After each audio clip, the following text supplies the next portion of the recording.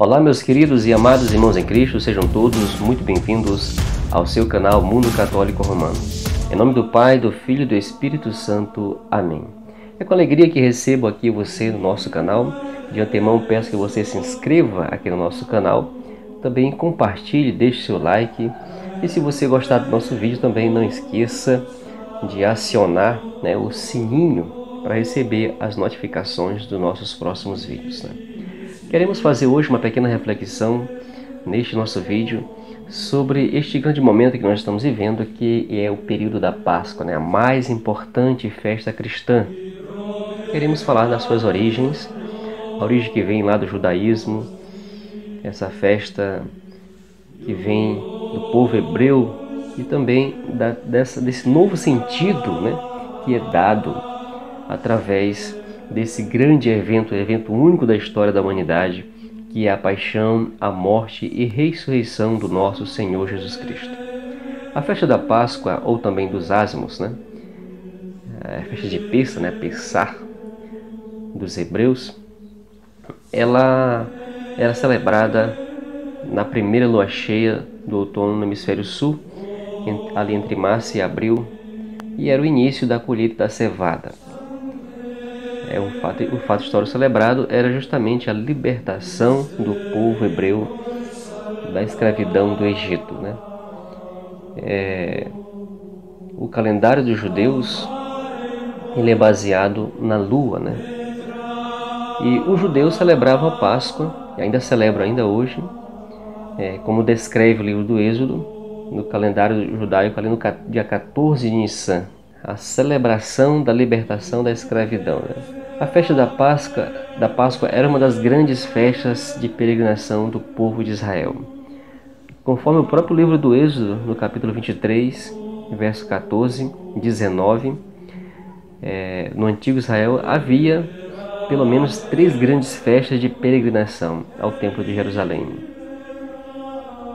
Nós temos a festa da Páscoa, com a principal festa, mas tínhamos também a festa de Pentecostes e a festa das tendas. E após o exílio foram introduzidas também outras festas, a festa da expiação e também a festa das luzes ou dedicação do templo, e também a festa do Purim. Então eram essas grandes festas importantes, todas muito alegres, exceto a festa da expiação, todas muito alegres.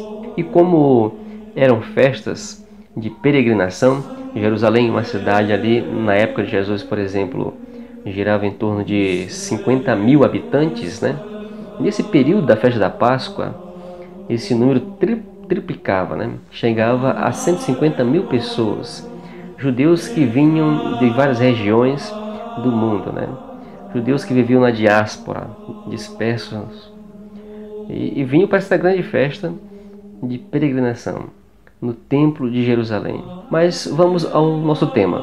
Qual a origem da festa da Páscoa? Nós lembramos logo do livro do Êxodo, do capítulo 12, onde fala sobre toda aquela descrição, todo aquele relato da libertação, quando Deus disse a Moisés como deveria ser celebrado a Páscoa, e também Arão. Mas nós queremos voltar um pouquinho mais no tempo, voltar a um período chamado pré-israelita, o período pré-israelita, que marca a origem dessa festa. Nós sabemos que o povo de Israel ele é formado por pastores, pastores seminômades da região de Canaã, outros que vieram de região mais distante, como Abraão, que veio lá do Ur dos Caldeus, é um pastor seminômade, que vai se estabelecendo na região de Canaã, Abraão, Isaac, Jacó, também as matriarcas de Israel, Sara, Agar, Rebeca, Raquel e Lia.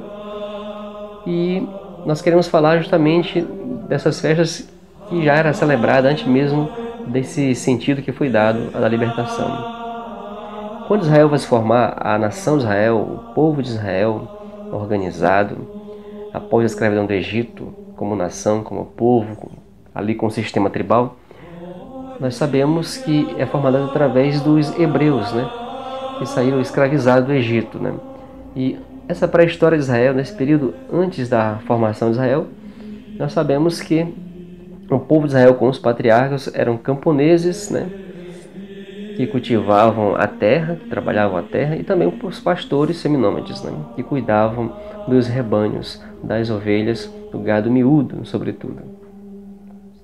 Então, segundo os estudiosos, né, a origem da festa da Páscoa dos judeus, ela acontece justamente nesse período aí pré-israelita, antes da formação desse povo, onde esses pastores seminômades, eles faziam uma festa da passagem.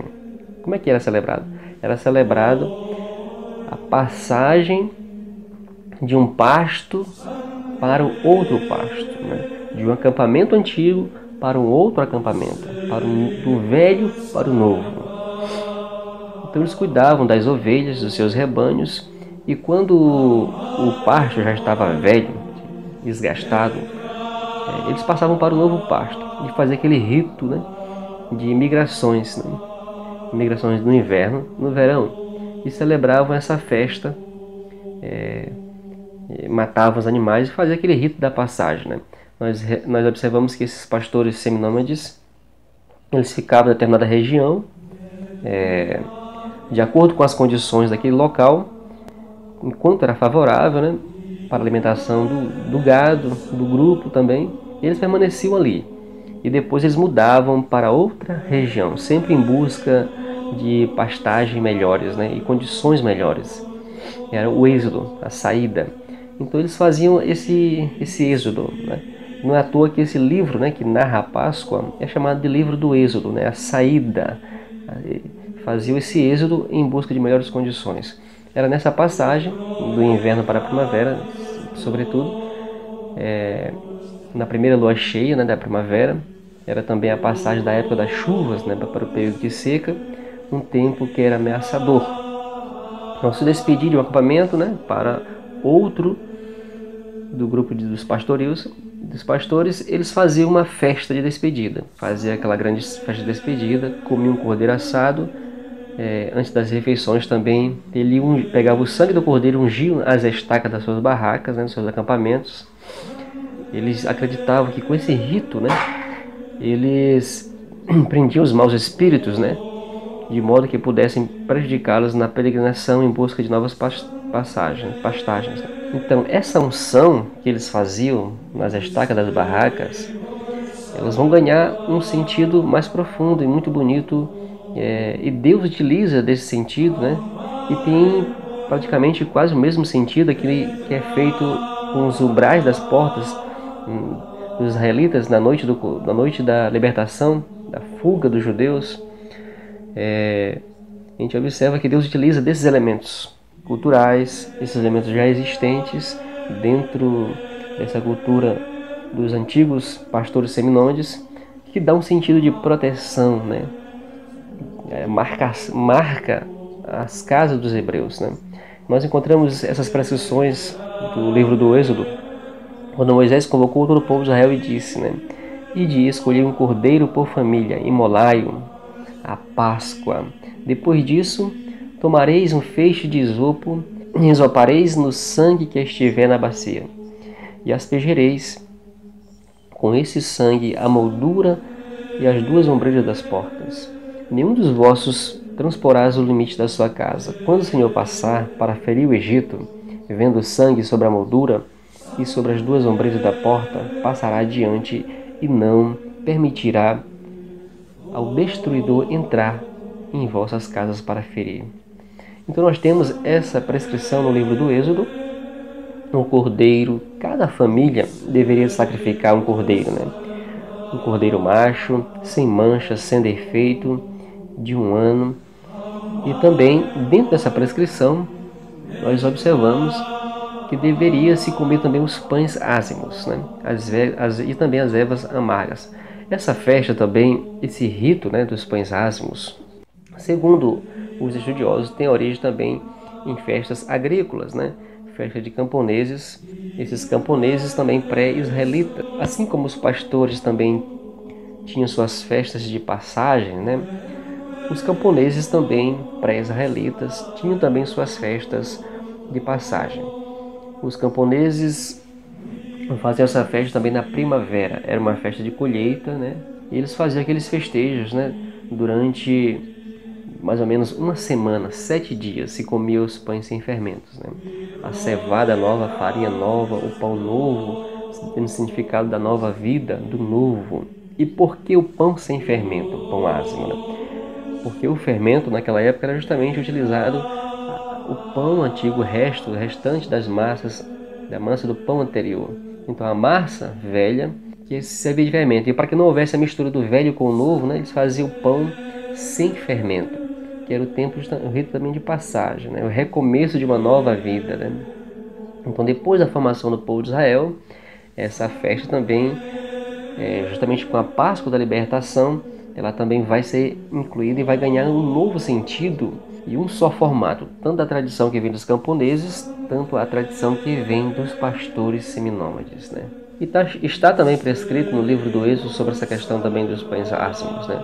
No versículo 8 do capítulo 12, vai dizer: naquela noite comerão a carne assada no fogo, com pães sem fermento e ervas amargas. Essas prescrições têm esse sentido dos pães sem fermentos na festa de libertação do povo hebreu, o sentido dos pães sem fermento, o sentido da pressa, a saída, a pressa da saída, da fugir do Egito, né, para o deserto. Até o texto vai dizer: comei com cajado nas mãos e sandália nos pés, né? Então esses pães sem fermento significa, dentro da cultura judaica, a saída, a libertação, a pressa de sair. Então, assim também como essa festa agrícola e também essa festa de pastores seminômades vão ganhar esse novo sentido dessa passagem da escravidão para a liberdade, da terra da escravidão para a terra onde corre leite e mel, como foi a promessa de Deus a Abraão e todos os seus descendentes, né? A festa da Páscoa judaica, ela também vai dar um novo sentido, né?